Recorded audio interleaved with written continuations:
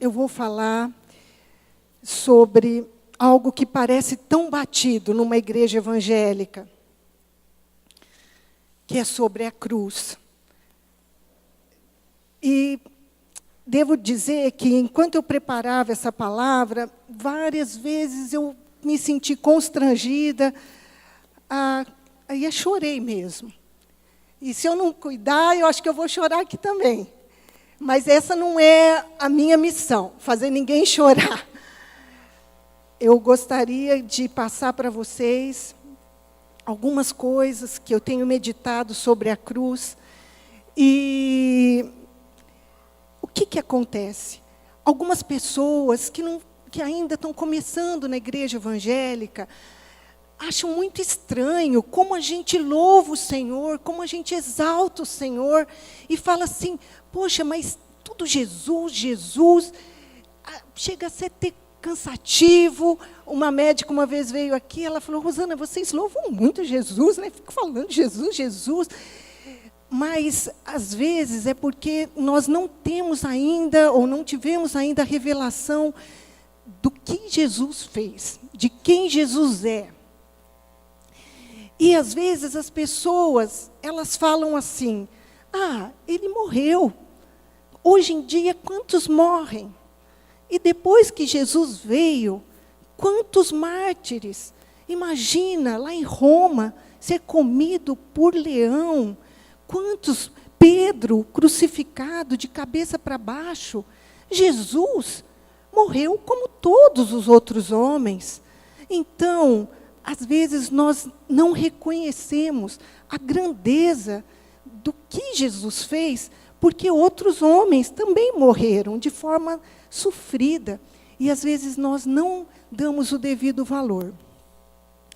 E eu vou dizer para vocês que, com isso que eu vou falar hoje, procurar passar para vocês, nós não vamos conseguir chegar na grandiosidade do que Jesus fez. Porque foi algo tão grande.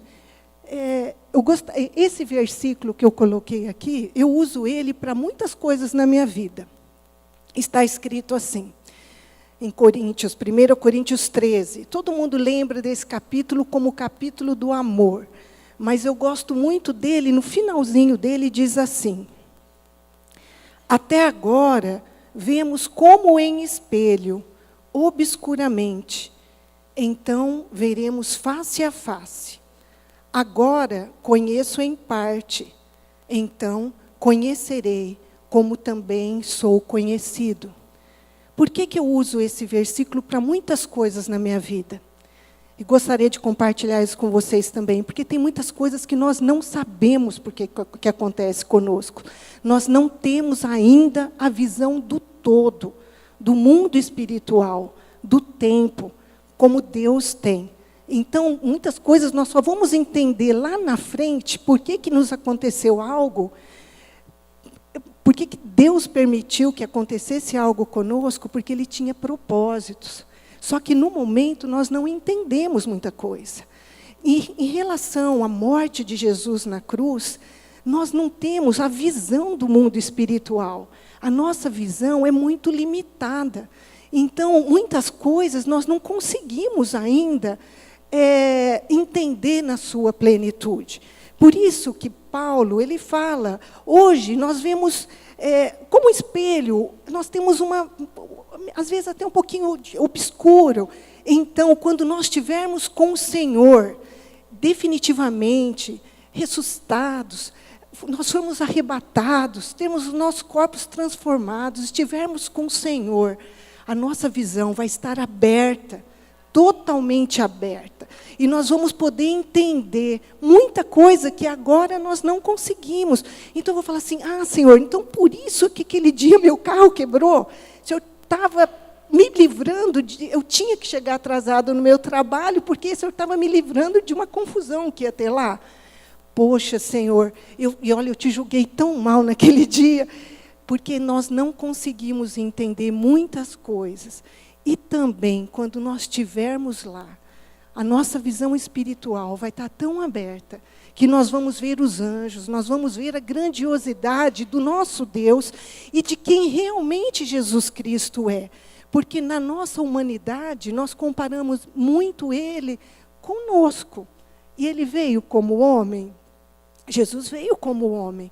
E muitas vezes, Jesus ele é tão próximo, apesar de ser tão grandioso, que às vezes a gente não valoriza Ele como nós deveríamos valorizá-lo. A gente não o honra como nós deveríamos honrá-lo. E então, eu vou fazer uma passagem por trechos na palavra, para nós procurarmos compreender um pouco mais quem é Jesus, o que Ele fez na cruz, e no final nós vamos falar um pouco do nós na cruz. Jesus é o verbo. O que é o verbo? Lá está escrito em 1 João, todas as coisas foram feitas por Ele, por Jesus. E sem Ele, nada do que foi feito se fez. Todos os elementos químicos. Fala assim, nossa, mas naquela época não tinha iPad, não tinha... Como que Jesus fez todas as coisas? Ele fez todos os elementos químicos necessários para que houvesse o iPad. Nada foi criado. Nada se cria, nada se destrói, né? Tudo se transforma. Então, depois que Jesus criou, nada mais foi criado. Pode se transformar, mas nenhum elemento químico foi criado. Então, eu gostaria que vocês vissem um filminho. Nós vamos tentar passar, apesar da claridade, que todas as coisas foram feitas por Ele. E sem Ele, nada do que foi feito se fez. Esse filminho, ele fala do universo, da parte macro e da parte micro. Não sei se vai conseguir entrar. Acho que sim. Só que vai estar... Sim, é porque a igreja está cheia, senão eu ia falar, volta à noite, para vocês verem só o filminho, porque aí vai estar mais escuro, aí vai dar para ver. Se puder rodar, Israel. Aqui é que não dá para ver, são estrelas muito pequenininhas, que chama multiverso, que é o universo que hoje é possível ser visualizado pelos telescópios. E nesse multiverso dá para ver 100 bilhões de galáxias. 100 bilhões, que hoje dá para a gente observar aqui da nossa Terra tão pequenininha. E nós vivemos na Via Láctea. Para vocês terem uma ideia, só a Via Láctea, onde nós moramos, tem 200 bilhões de estrelas. Só uma galáxia. Imagina 100 bilhões de galáxias. Quantos trilhões, não sei, é muito zero na minha cabeça. Não cabe na minha cabeça tanto zero. E a nossa galáxia, a Via Láctea, ela está a 100 mil anos-luz. Para a gente sair daqui da Terra hoje e chegar no fim da nossa galáxia, a gente teria que andar 100 mil anos. E na velocidade da luz. Qual que é a velocidade da luz? 300 quilômetros por segundo. Durante 100 mil anos para a gente conseguir sair da nossa galáxia. E fora isso, que acho que não vai dar para passar o filminho de 5... Ah, vai dar? Então passa, queridos. Eu estou aqui.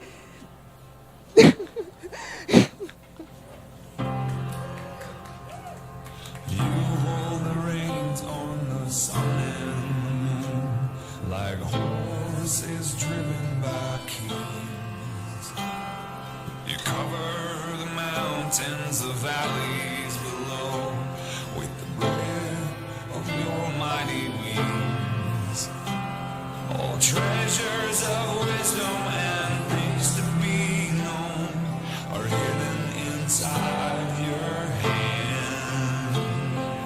In this fortunate turn of events, you ask me to be your friend.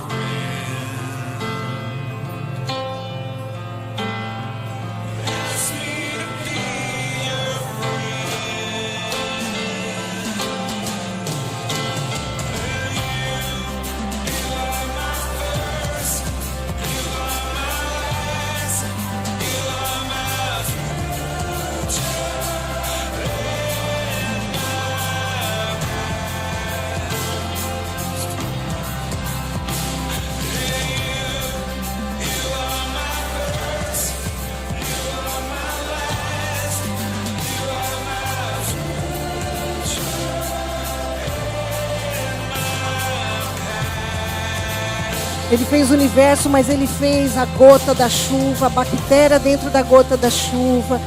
Ele fez o DNA dentro dessa bactéria que vocês vão ver. Ele fez, olhem o DNA, são 9 zeros depois da vírgula. É muito pequenininho. Ele fez o átomo. Ele fez os elétrons. São 18 zeros depois da vírgula. É tudo muito pequenininho. E ele fez o núcleo com os prótons e nêutrons. E ele também fez, na teoria, os quarks, que são essas vibrações. Ele fez todas as coisas tão grandiosas, que não cabem na nossa cabeça. É muito zero, tanto para mais como para menos. Tudo ele fez. Então, ele não era um homem qualquer.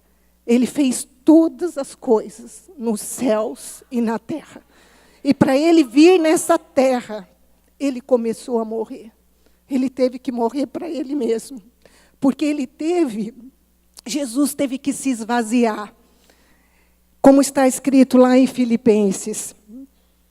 Jesus se esvaziou.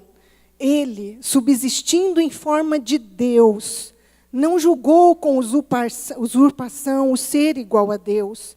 Antes, a si mesmo se esvaziou, assumindo a forma de servo, tornando-se em semelhança de homens e reconhecido em figura humana, a si mesmo se humilhou, tornando-se obediente até a morte, e morte de cruz. Eu pedi para vocês me perdoarem, mas assim, quando eu vejo esse universo que na nossa cabeça é muito grande, não cabe de tanto zero, eu fico pensando como uma pessoa, um ser que fez tudo isso, teve que se esvaziar para entrar nisso, num corpo humano. A grandiosidade dele, o quanto que ele teve que se esvaziar de si mesmo para se tornar limitado como nós somos.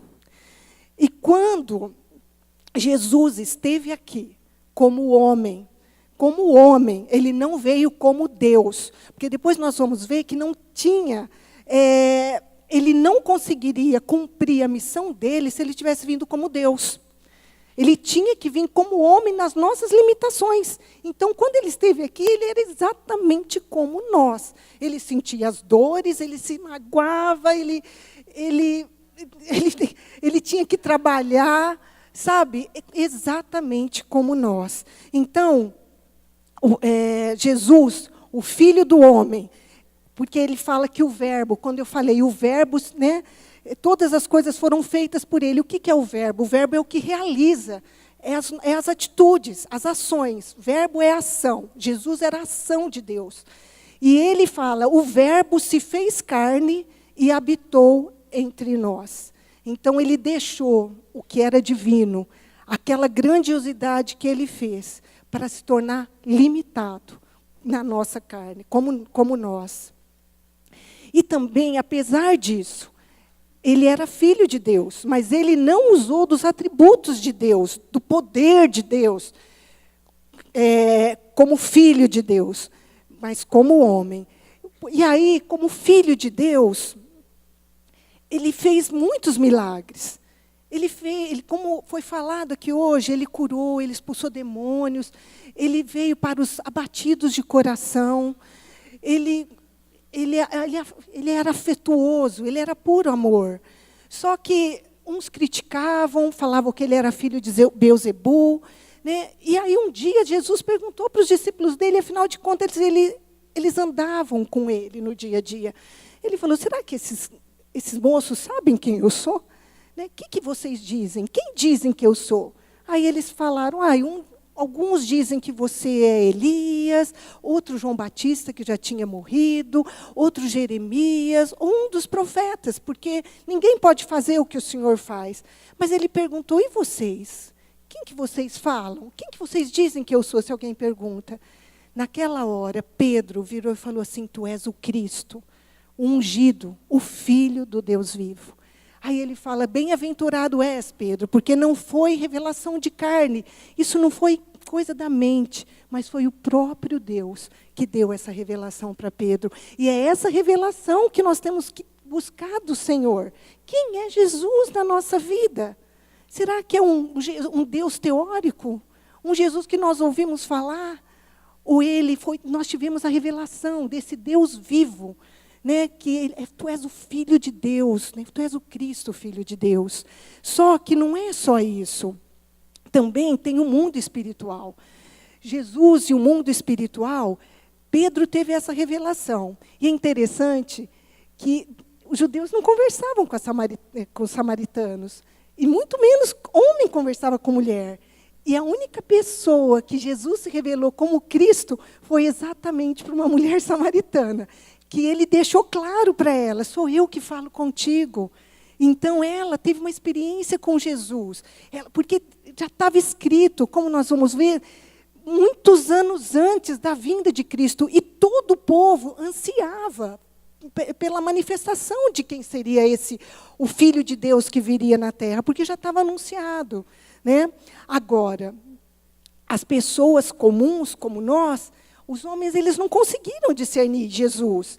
Tanto é que crucificaram eles. Se eles soubessem que eles estavam crucificando o Filho de Deus, Pilatos mesmo, Herodes, eles tiveram temor. Mas nem todo mundo tinha o devido temor, porque não conseguiram discernir que, apesar de tantos sinais, ele era o Filho de Deus que tinha se tornado homem. Mas o mundo espiritual discernia.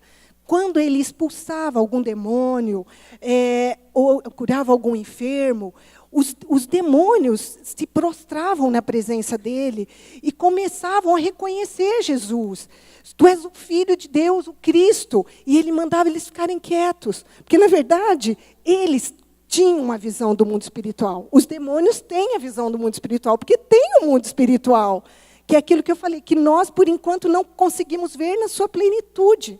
Nós temos uma ideia, mas nós não temos a visão do todo. Mas os demônios têm. Então, os demônios conseguiam reconhecer Jesus. E quando Jesus foi lá com o jovem Gerazeno, uma das coisas que aquela legião falou para ele, que era um homem possuído de uma legião de demônios. Legião acho que são 200.000 demônios, uma legião. Então, imagina, eles falaram assim, por que o Senhor veio nos perturbar antes da hora?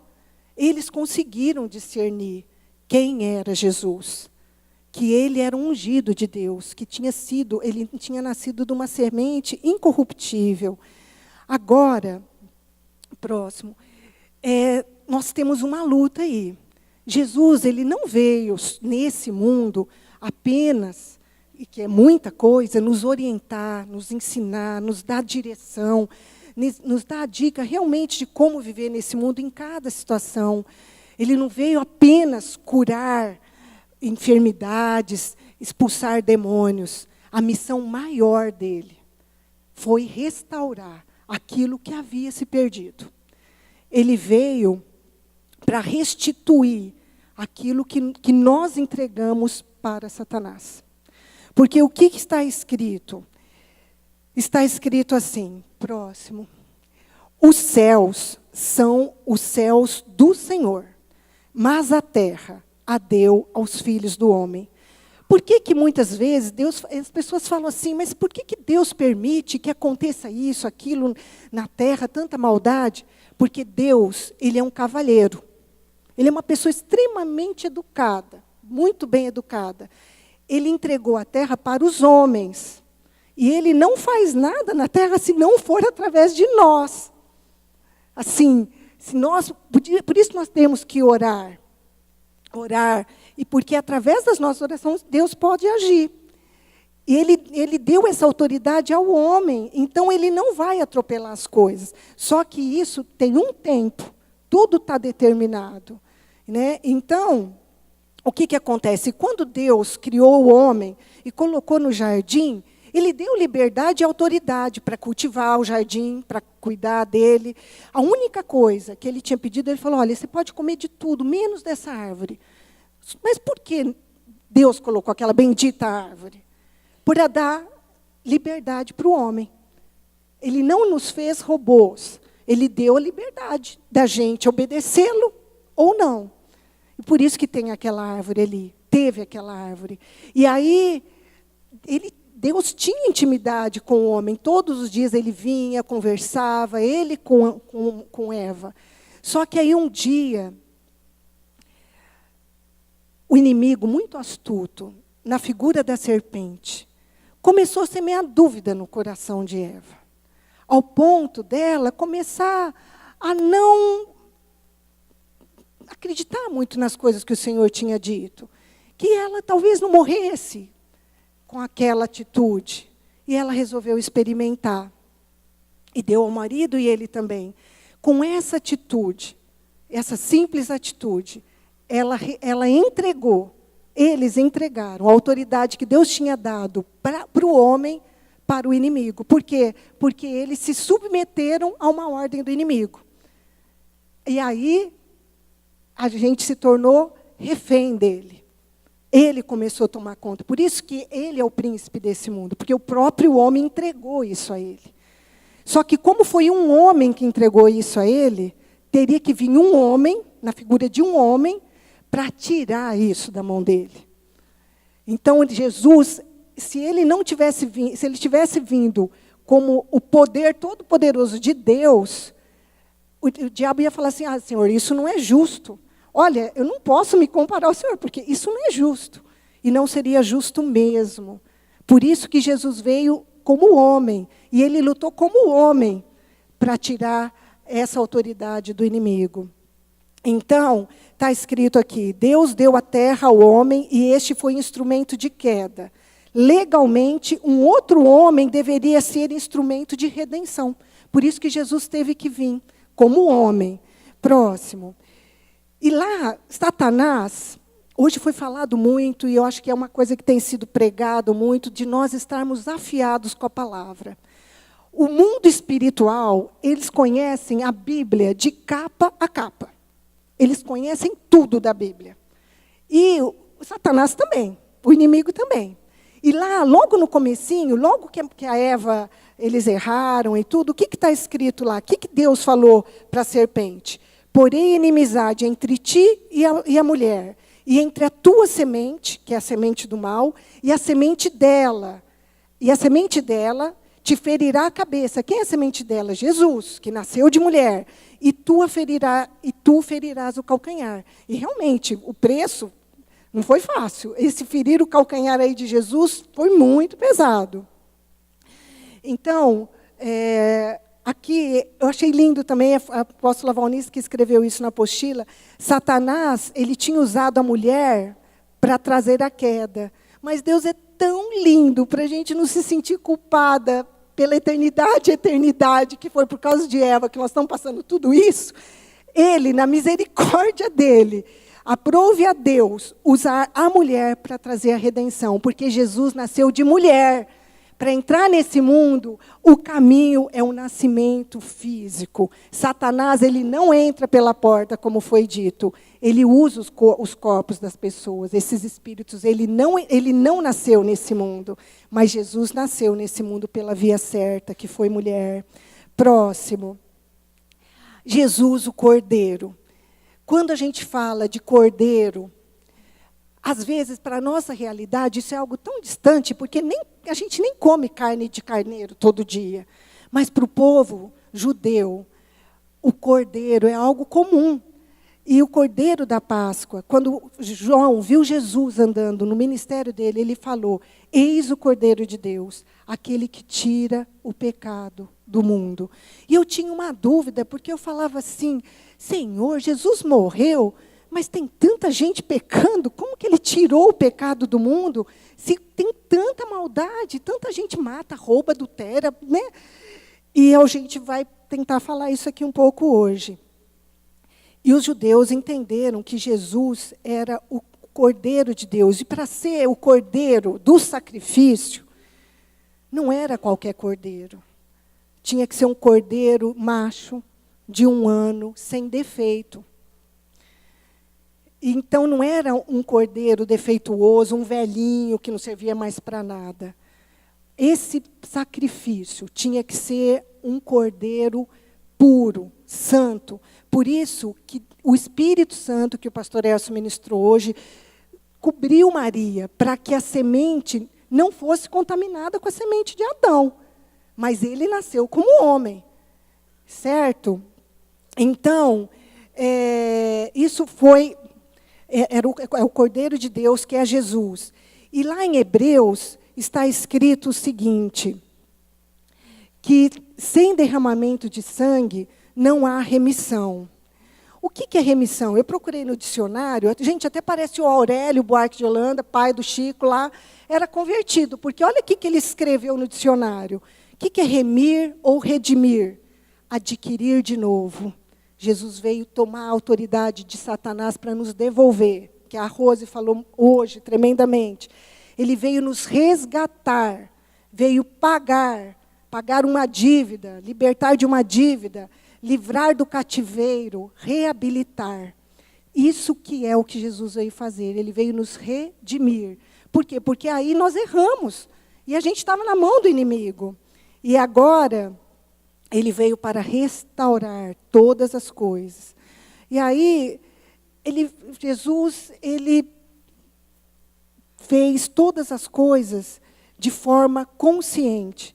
Ele escolheu, Deus é tremendo, porque na Bíblia, ele não fala, venha, me siga, que eu vou te dar o carrão do ano, eu vou te dar aquele emprego novo. Ele não faz isso. A propaganda de Deus não é uma propaganda enganosa. Ele fala assim, olha, no mundo tereis aflição, mas tem de bom ânimo, eu venci o mundo. Ele fala que ele nunca nos deixaria, jamais nos abandonaria, e ele cumpre isso. Né? Quando a gente passar pelo fogo, ele vai estar lá. Quando a gente passar pelas águas, ele vai nos fazer andar pelas águas. Ele não nos livra, muitas vezes, da luta, mas ele está junto com a gente ali, para nos tornar cada vez melhor. Ele não faz propaganda enganosa. E Jesus, ele não veio para esse mundo enganado. Ele participou do sacrifício dele consciente. Então, desde muitos anos, estava escrito tudo que ele deveria passar. E nessa preparação dessa palavra, eu estava lendo, tem mais de 300 citações de Jesus no Velho Testamento. E para quem ainda tem dúvida, se vocês estão no caminho certo ou não, se essa religião é certa ou não, queridos, não tem nenhum líder religioso do mundo que tenha tido uma previsão, por exemplo, 1000 anos antes daquela pessoa vir. E tudo se cumprir. E tudo tem se cumprido. Cabalmente tem se cumprido. E vai se cumprir. Porque Deus não é homem para que minta. E nem filho do homem, né, para que se arrependa. Então, quando Jesus veio para cá, Isaías 53 fala o quanto que ele teria que sofrer. E Isaías foi escrito 700 anos antes de Jesus vir. Se vocês olharem lá, esse capítulo 53, vocês vão ver o quanto que ele teria que padecer, que ele seria moído, que ele seria transfigurado de tanto que ele iria apanhar. Então, ele sabia as coisas que iriam acontecer. Ele lia, ele conhecia a palavra. E, muitas vezes, ele falava assim, eu preciso ir para Jerusalém. Eu preciso ir para Jerusalém porque lá eu vou ser morto. Ele sabia, ele estava indo rumo à morte. Tanto é que Pedro falou assim, Senhor, de forma alguma você vai morrer? Imagina, para com isso. Ele falou, não, mas foi para isso que eu vim. Ele sabia por que ele tinha vindo nesse mundo. Né? E tanto é que na última ceia da Páscoa, na hora que ele deu o pão, ele falou, esse é meu corpo, que é dado por vós. E este é meu sangue, o sangue da nova aliança, que é feita no meu sangue. Porque a partir daí, toda a história mudou. O calendário mudou, romano mudou. Então, ele não veio para cá enganado.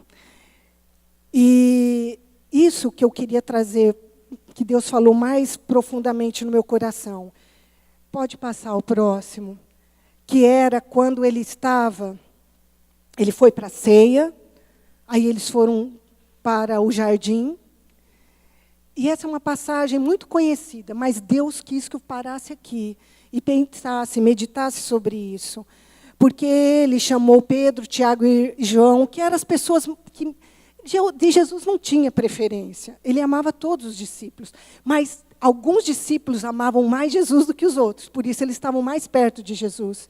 Tinham mais proximidade, mais intimidade. E são esses que ele chamou para estar orando por ele. E nessa hora que Jesus começou a orar, ele está escrito ali, Marcos 14, eu coloquei em vermelho. Ele começou a ter pavor e angustiar-se. E lhes disse: a minha alma está profundamente triste até a morte. Ficai aqui e vigiai.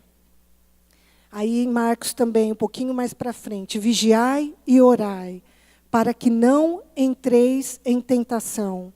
O espírito, na verdade, está pronto, mas a carne é fraca. O próximo. E estando em agonia, orava mais intensamente.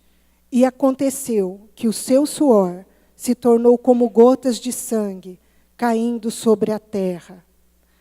Tendo estado todos os dias convosco no templo, e não estendestes a mão contra mim, mas esta é a hora e o poder das trevas. Quando Jesus sai para orar, ele orava sempre. Muitos textos falam que ele orava. Era hábito dele. Mais uma vez ele estava orando. Só que agora, a oração dele era diferente. Como homem, ele sabia tudo o que ele ia passar. E muitas vezes a nossa mente fica parada nesse ponto. Que ele ia ter que padecer muito. Ele ia ser um instrumento de zombaria na mão das pessoas, de um espetáculo horrendo. Em João, acho que é João, ele fala assim, um espetáculo. Foi um espetáculo de horrores aquilo. Ele sabia que ele ia ter que passar isso. Qualquer um de nós iríamos ficar apavorados mesmo. Era um caminho que ele tinha que passar, que se pudesse ele não iria passar. Mas só que Jesus, ele era muito controlado. Ele tinha o Espírito Santo nele. Ele tinha o domínio próprio. Ele não era de ficar apavorado à toa. Quando a Rose falou que Jesus estava lá naquela situação de apedrejamento daquela mulher, foi um momento de muita tensão, aquela multidão querendo apedrejar uma mulher ali na frente, tudo, e perguntando quando ele aprova, e aí, Jesus, o que você acha? Nós matamos ela ou não? O que o senhor acha? Foi um momento de muita tensão, mas ele não perdeu a paz, ele continuou em paz. Ele tinha passado a noite inteira orando, ele estava em paz com Deus, ele aquietou a alma dele, para ver o que é que Deus queria que ele falasse. Então, Jesus, ele era um homem muito conectado, para usar os termos do nosso dia. Ele era muito conectado em Deus. Mas, então, por que ele estava assim, tão descontrolado? Porque eu nunca ouvi falar que um homem que foi jogado para os leões suasse sangue. Não sei, hoje eu até procurei na internet sobre essa questão de suar sangue, que chama hematidrose. Hematidrose... O que acontece? Quando a pessoa está em muita pressão, estresse, fala lá que tem uma tensão extrema, dá contrações musculares localizadas, e essas contrações promovem o rompimento das veias, com as paredes muito fininhas dos capilares, e ali perto das glândulas sudoríparas. Então, esse sangue acaba se extravasando pelas glândulas sudoríparas ao ponto de serem extravasadas. Mas aí a pessoa sente muitas dores, é tanta aflição que ela está tão contraída que aquilo dá um desgaste muito grande no corpo, um cansaço, um peso. E ele estava desse jeito. Mas, peraí, Jesus era tão fraco assim? Se a gente nunca ouviu falar de alguém que foi condenado à morte suar sangue? Não fala que Pedro suou sangue quando ele foi crucificado. Por que Jesus suou sangue? Será que ele estava assim, achando que Deus não estava nem aí para ele? Ou o que era isso? Ele estava travando a maior batalha espiritual que já houve na história da humanidade. Sabe por quê? Porque ele sabia tudo o que ele tinha que passar. Mas o inimigo também sabia que se Jesus passasse e morresse e vencesse, ele perderia o domínio. Então, naquela hora que ele estava orando, ele sabia de tudo que ele ia passar pelo corpo. Mas mais do que isso, queridos, todos, eu não tenho a visão do mundo espiritual, mas muitos demônios estavam ali, trazendo opressão na vida de Jesus, para que ele desistisse. Para que ele desistisse. Por isso que ele fala assim, o meu espírito está pronto. Eu sei que eu tenho que morrer, mas minha carne não. E talvez a minha carne não vai aguentar essa pressão espiritual que está vindo sobre mim. Lá, em Salmos 22, é um salmo que fala sobre o sofrimento e a vitória do Messias. E eu estava lendo ali e fala assim, muitos touros me cercaram, fortes touros de Baçã que me rodearam, abriram contra mim suas bocas, como leão que despedaça e ruge, como água me derramei, e todos os meus ossos se desconjuntaram. O meu coração era como cera, derreteu-se no meio das minhas entranhas. A minha força se secou como um caco, e a língua se me pegou ao paladar, e me puseste no pó da morte. Pois me rodearam cães, o ajuntamento de malfeitores me cercou, transpassaram-me as mãos e os pés. Poderia contar todos os meus ossos. Eles vêm e me contemplam, repartem entre si as minhas vestes e lançam sorte sobre a minha roupa. Essa parte foi cumprida lá na cruz. Mas tinha touros. Enquanto Jesus estava orando, tinha touros, tinha cães rodeando ele. A palavra de Deus não fala que tinha cães e touros. Nenhum dos evangelhos falam. Mas a pressão espiritual foi tão grande para que ele desistisse, que por isso que ele fala, ele nos deu autoridade para pisar serpentes e escorpiões. Eu moro numa chácara, de vez em quando aparece escorpião, mas nunca serpente. E a gente anda por aí pisando em serpente e escorpião? Não, ele fala do mundo espiritual. Então ele usa muitas metáforas para falar do mundo espiritual. Então, naquela hora que ele estava ali, esses touros cercavam eles, esses cães rosnavam para ele. Sabe por quê? Porque se ele desistisse, nada disso estaria acontecendo hoje. Nós não seríamos redimidos, nós não teríamos a autoridade, a liberdade que nos foi restaurada. Porque tudo estava na mão dele. Hoje a gente vê o livro completo. Está consumado, ele fez, ele cumpriu. Mas naquela hora ninguém sabia o que ia acontecer. E vocês querem saber? O mundo espiritual todo estava perplexo, porque ninguém sabia o que ia acontecer. Nem os anjos do Senhor, nem os demônios, porque estava todo mundo, eles estavam fazendo tanta pressão. E por que a gente sabe disso? Porque Pedro, quando Jesus foi pego, aliás, Jesus nem foi pego, ele mesmo se entregou. Ele sabia o que ia acontecer com ele, aí chegou aquela turma. Aí ele mesmo se adiantou. Ele falou assim, quem vocês procuram? Ele não se escondeu, ele se entregou. Ele falou assim, porque ele sabia que tudo que ia acontecer. Aí, Pedro, naquele afoito, tudo, né, pegou da espada dele, arrancou a orelha lá do servo do sumo sacerdote, tudo. E Pedro falou, Jesus falou, não, Pedro, calma. Não precisa. Você acha que você precisa me defender? Você acha que você precisa me defender? Não precisa me defender, Pedro. Que se eu orasse ao meu Pai agora, Ele me mandaria, deixa eu ver aqui, 12 legiões de anjos. Uma legião são 6.000 anjos. Seriam 72.000 anjos para poder livrá-lo. Ele tinha a liberdade de ir para a cruz ou não ir para a cruz. Ele sabia que a hora que ele precisasse, ele podia clamar a Deus. Falar, Deus, eu cheguei no meu limite, não dá, me socorre. E Deus mandaria anjos. E por que anjos? E não um exército lá de judeus convertidos? Porque a guerra era espiritual, amados.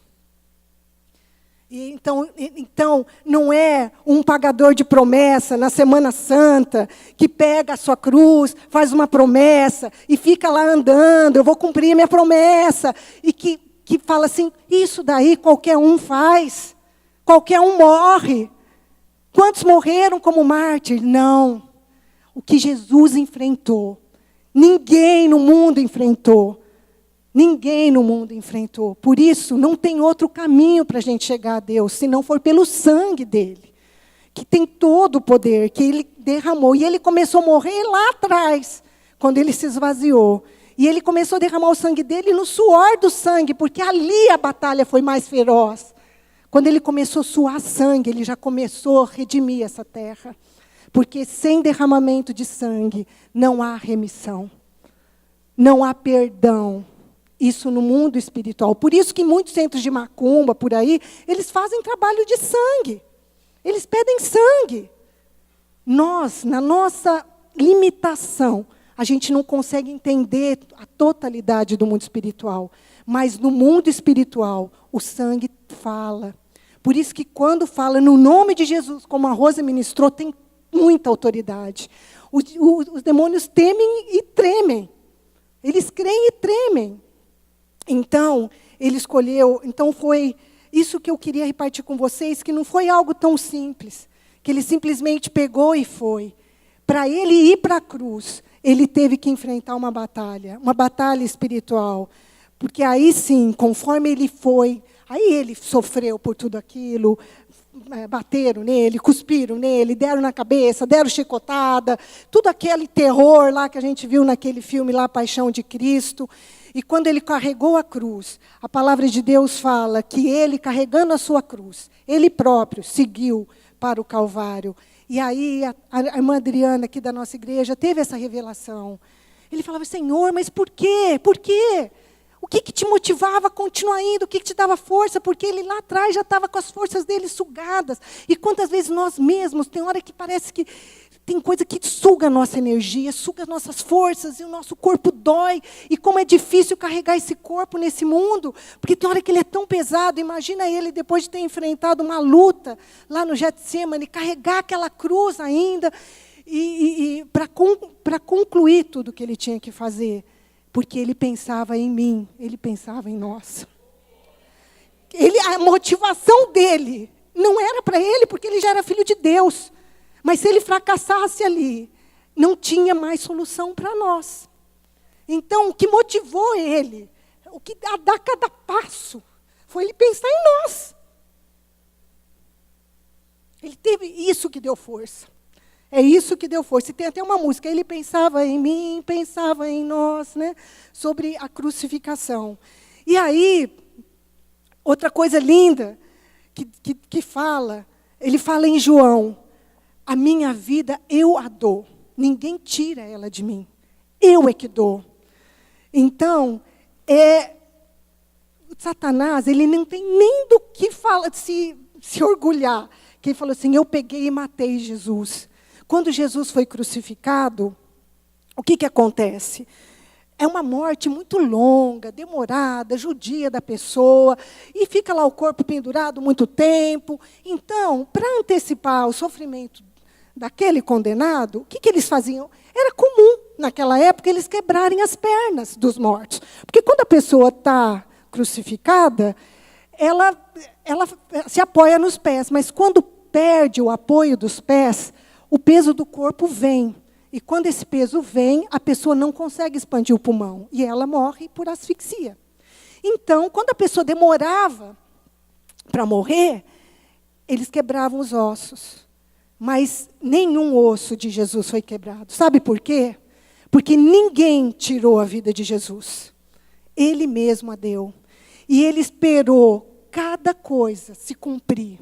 Até a última, que se vocês forem ler lá em João 19:30, a última coisa que faltava era o fel. Lá em Salmos, escrito 1000 anos antes dele vir, fala que deram fel para ele beber.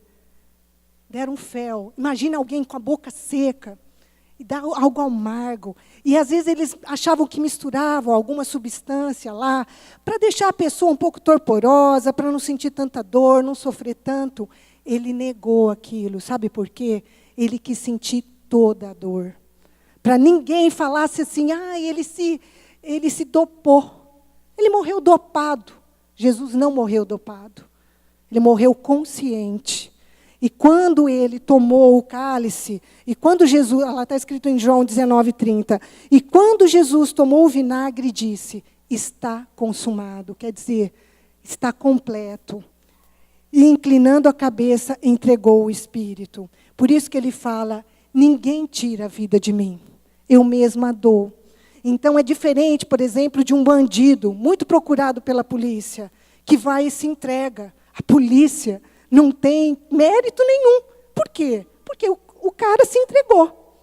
A mesma coisa, Jesus. Satanás, o mundo espiritual, não tem mérito nenhum, porque ele mesmo se adiantou. Ninguém tira a vida de mim, eu que dou. E por isso, quando ele morreu e chegaram perto dele, eles viram que eles já estavam mortos, aí sim traspassaram ele, só para confirmar. Do lado, escorreu água, que é a linfa, e a parte sólida do sangue, e confirmaram que ele estava morto. Dos ladrões, não, tiveram que quebrar as pernas. Tá certo? E o ato da crucificação, quando Jesus foi crucificado, fala que houve trevas em toda a terra. Ao meio-dia, mais ou menos, às 15h. Um dia eu ouvi, depois fazendo esse estudo, pode até ser que seja verdade. Por que houve trevas? Teve tanta opressão naquela hora, porque era um espetáculo que todo mundo espiritual estava lá para assistir, o mundo do mal. Por isso que ele fala assim, agora é a hora das trevas. Esta é a vossa hora, que é do mal, e o poder das trevas. Então, tinha uma opressão naquele lugar. O mundo espiritual estava lá para assistir a morte dele. E vocês querem saber o que mais me tocou? Que, como o inimigo sabia em que qualquer momento do processo Jesus podia desistir e chamar os anjos, durante todo o processo, ele virou e falou assim, você vai? Então você vai sofrer muito para você poder chegar lá, porque eu não vou deixar barato. Ele não queria perder o domínio sobre o mundo. Ele não ia entregar a cada um de nós barato. Então, o tanto que ele instigou os soldados para judiar de Jesus, que eles foram malignamente influenciados para judiar de Jesus, eles judiaram muito. Sabe por quê? Porque para ver se ele ia desistir. E não foi pouco. Foi desumano o que eles fizeram, para ver se ele ia desistir. Não foi pouco.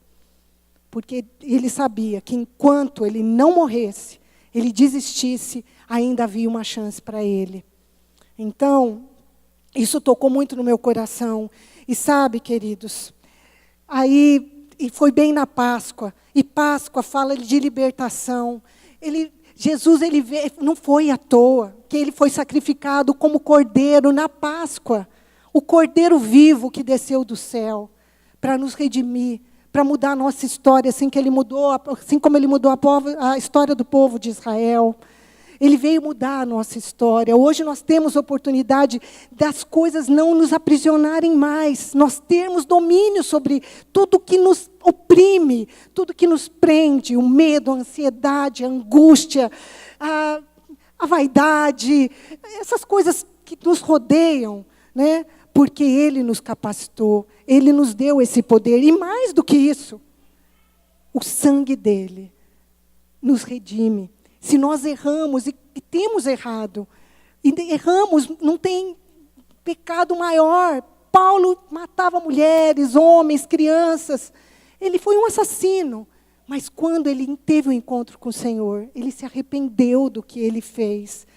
E esse sangue que Jesus derramou, o limpou pagou a conta dele. Não tinha por que o inimigo ficar acusando mais Paulo, porque ele deu uma carta limpa para Paulo, uma veste nova. E é isso que ele faz a cada dia conosco, quando nós erramos e falamos, Senhor, quando há sinceridade. Porque Deus está cansado de brincadeiras. Todo o espetáculo de Jesus não foi à toa. E muitas vezes nós não temos levado a sério. A exaltação de Jesus, depois que Jesus morreu, ressuscitou e venceu, principalmente essa batalha no nível espiritual, está escrito lá, por isso também Deus o exaltou, soberanamente, e lhe deu um nome que é sobre todo o nome, para que ao nome de Jesus se dobre todo o joelho dos que estão nos céus, na terra e debaixo da terra, e toda a língua confesse que Jesus Cristo é o Senhor, para a glória de Deus Pai. E eu volto lá àquele versículo que eu comecei a ministração. Nós ainda não temos total revelação disso, da grandeza desse versículo. Por que Deus exalta tanto Jesus? Às vezes, além de eu estar falando tudo isso aqui para vocês, às vezes a gente ainda vai falar assim, então, mas como se fosse algo tão simples que ele tivesse passado. Mas a gente não tem ainda ideia do que é o mundo espiritual, mas nós vamos ter, se Deus quiser. E o próximo, eu e a cruz. E aí, pessoal, Jesus já fez a parte dele. E nós? Ele diz o seguinte, aquele que quiser ser meu discípulo, negue-se a si mesmo. Tome a sua cruz e me siga. E não é cruz de madeira.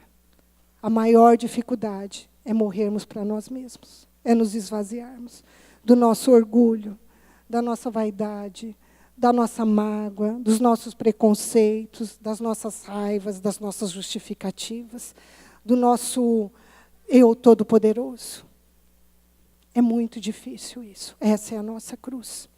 Então, ele fala, eu lendo, essa semana, eu estava lendo, e lá ele me mostrou, me deu muito temor, Marcos, esforçai-vos, diz a palavra, esforçai-vos por entrar na porta estreita, porque largo, é o caminho que leva à perdição. E ele fala assim, porque muitos procurarão entrar e não poderão. E aí, então ele fala, esforçai-vos, esforçai-vos. E lá em Mateus ele fala assim, o reino dos céus é tomado pelo esforço, e os que se esforçam se apoderam dele. Eu falo, Senhor, ele se esforçou tanto. E ele fala, a palavra fala que ele foi como uma ovelha muda, levada ao matadouro. Ele não abriu a boca, como uma ovelha que vai ser tosquiada. Ele ficou em silêncio. E nós, muitas vezes, reclamamos, murmuramos. Sabe, qualquer coisinha a gente reclama, a gente não se esforça. Qualquer coisa a gente desanima, desiste, culpa Deus, cobra Deus, como se Ele fosse o nosso servo. Sem a gente discernir quem Ele é. E essa cruz, queridos, é individual. E é a cada dia. Negue-se a cada dia. A si mesmo. Tome sua cruz e me siga. Esforçai-vos. Esforçai-vos. Nós estamos, às vezes, muito acomodados. A irmã até chamou atenção. Que bom que tem vários irmãos vindo. Mas, às vezes, assim, nós estamos tão acomodados. Se Jesus tivesse acomodado, querido, Ele nunca chegaria à cruz. Se Ele não tivesse se esforçado, Ele nunca teria morrido. Ele nunca teria adquirido de volta o nosso direito, a autoridade que Ele nos deu sobre esse mundo. E uma coisa que me preocupa, que às vezes nós já temos um tempo na vida da igreja. E quando nós chegar o dia, porque Jesus há de voltar, e o reino dele vai se estabelecer. E nessa passagem que fala, esforçai-vos por entrar na porta estreita. Eu continuando a ler esse texto, me deu muito temor. Porque fala assim, quando o homem da casa vier, o dono da casa vier e fechar a porta, muitos de fora vão falar, Senhor, abra-nos, abra-nos. Senhor, lembra de nós. Nós comíamos com o Senhor, bebíamos. O Senhor falava nas nossas ruas. E Ele vai falar assim, eu não vos conheço. Apartai-vos de mim, vós que praticais a iniquidade. Outro verso também parecido com esse, fala, nem todos aqueles que me dizem Senhor, Senhor, entrará no reino dos céus. Isso é para nós, igreja. Aí eles vão falar, Senhor, mas no teu nome nós expulsamos demônios, nós curamos enfermos. Senhor, no teu nome profetizamos. Mas Ele vai falar assim, eu não vos conheço. Senhor, gente, Deus quer intimidade. Eu não vos conheço. Nos 2 textos pesados, Ele fala, eu não vos conheço. Deus quer que nós tenhamos um relacionamento com Ele. Ele quer que nós nos relacionemos, que temos intimidade, que o conheçamos e nos façamos conhecer. É claro que Ele nos deu este poder. E como recompensa tremenda de nós negarmos a nós mesmos, tomarmos a cada dia a nossa cruz e seguir a Deus, tem muitas recompensas para nós. Primeira coisa que Ele fala assim, mas a todos quanto o recebeu, que é o sacrifício de Jesus, deu-lhes o poder de se tornarem filhos de Deus. Quer dizer, assim como Jesus foi reconhecido no mundo espiritual como filho de Deus, quando o mundo espiritual nos vê, eles reconhecem quem são os filhos de Deus. Nós não conseguimos, mas o mundo espiritual reconhece. Nos deu-lhes o poder de serem filhos de Deus. E como a Rose disse, nós temos o poder dado por Ele, de expulsarmos demônios, de curarmos enfermos, de ressuscitar mortos. Porque Ele disse, ide, eu estarei com vocês, esses sinais acompanharão vocês. Ide, fazei discípulo. Falem que eu vim para libertar os cativos, os oprimidos, os quebrantados de coração. O mover de Deus é o amor, que a Rose falou.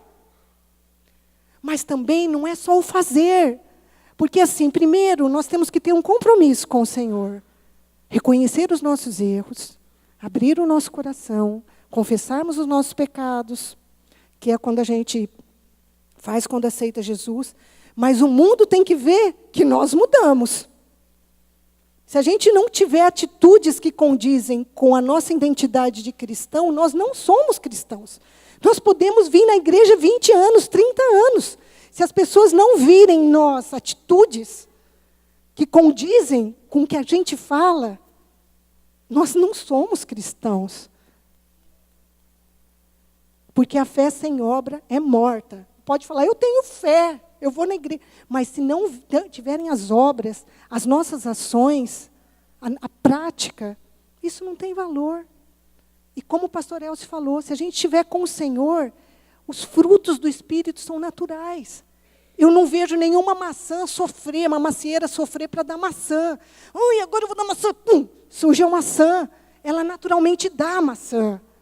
Se nós estivermos ligados ao Senhor, naturalmente ligados, os frutos do Espírito, que é paz, mansidão, domínio próprio, sabe, fidelidade, isso vem naturalmente, não é necessário esforço. O que a gente precisa é permanecer na figueira, porque sem a provisão do Espírito Santo, nós não conseguimos fazer nada.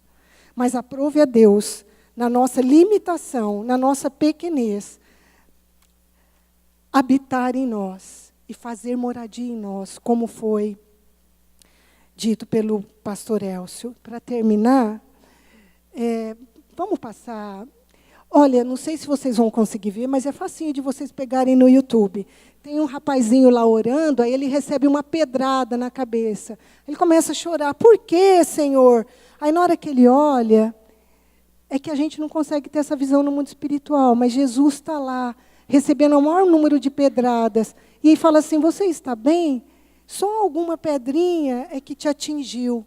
Sabe, queridos, se a gente tivesse ideia do que o mundo espiritual tenta nos atacar e o quanto ele nos protege, a gente não iria reclamar como a gente reclama. Ele fala assim, que as misericórdias do Senhor são a causa de nós não sermos consumidos. Sabe por quê? É a misericórdia dele que nos protege, para que o inimigo não nos detone. E o último desenho, lá tem um hominho carregando a cruz, e fala, ai Deus, está muito pesada. Aí ele pega e corta lá um pedacinho, fala, vou dar um jeitinho, vai ficar mais leve. Aí mais para frente ele corta um pedacinho. E só que tem uma hora que ele precisa da cruz dele para passar um belo de um buraco. E como ele cortou a cruz várias vezes, a cruz não dá conta de passar. E o que acontece? Deus ele está nos forjando. Se a gente não libera perdão, se a gente não quer passar por alguma situação que Deus está nos forjando, cuidar de um enfermo, passar pela situação de desemprego, de confiar nele. A coisa talvez mais difícil é reconhecer quando a gente erra, pedir perdão. Como é difícil muitas vezes a gente reconhecer que a gente errou e se humilhar e pedir perdão, tomar a nossa cruz, ou liberar perdão para alguém que nos feriu tanto, nos machucou, nos ofendeu, falou mal de nós, nos desrespeitou. Como é difícil. Deus está nos forjando, queridos, porque Ele sabe que a falta de perdão, o orgulho, tantas coisas nos aprisionam e Ele quer que a gente seja livre. Nem olhos viram, próximo, para acabar. Nem olhos viram, nem ouvidos ouviram, e não subiu ao coração do homem aquilo que Deus tem reservado para aqueles que o amam.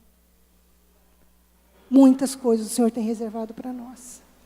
Só que nós já podemos começar a usufruir agora, porque a palavra diz que aquele que crê em mim tem a vida eterna, não terá a vida eterna, tem a vida eterna, e nós podemos começar a usufruir dela agora, com paz.